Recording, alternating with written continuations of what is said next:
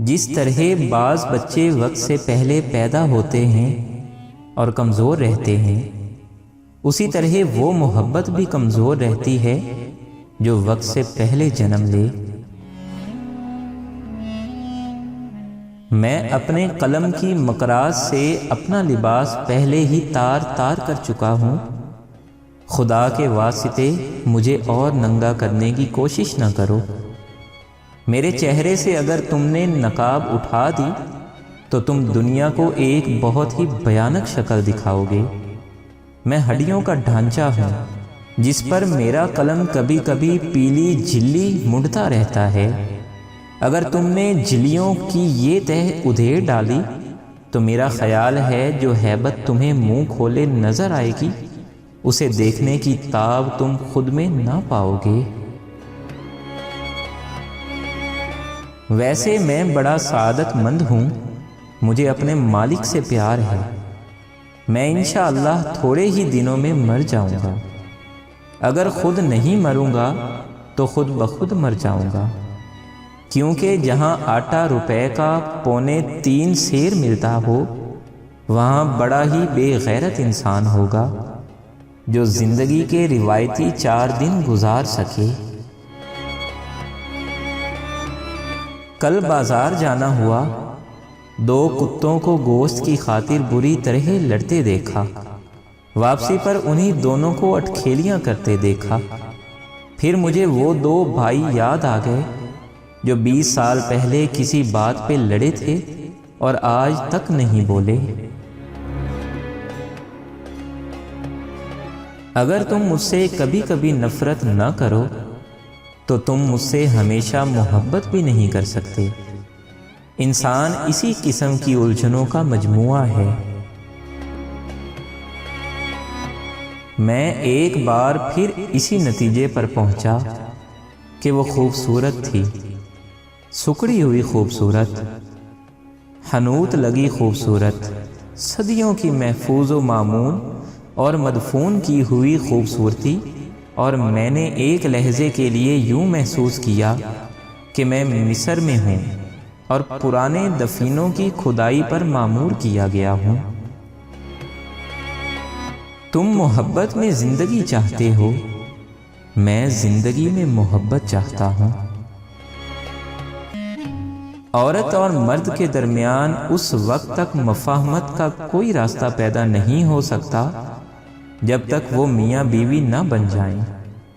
اس سے پہلے عورت مرد کی طرف یوں دیکھتی ہے جیسے بکری کسائی کی طرف۔ مرد جب عورت کے متعلق سوچتا ہے تو اور سب بھول جاتا ہے۔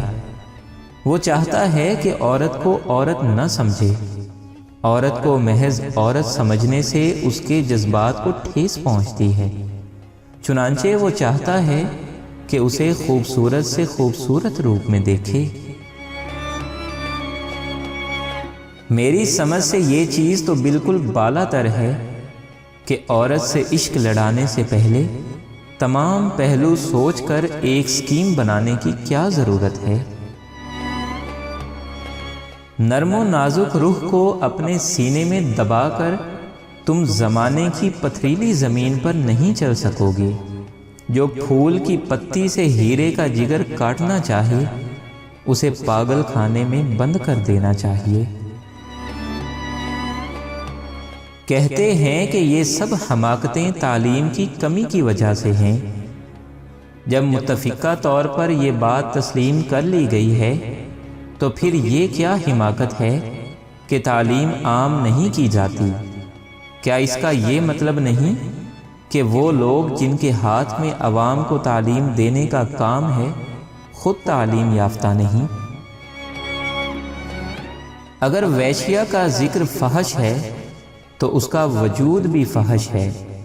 اگر اس کا ذکر ممنوع ہے تو اس کا پیشہ بھی ممنوع ہونا چاہیے۔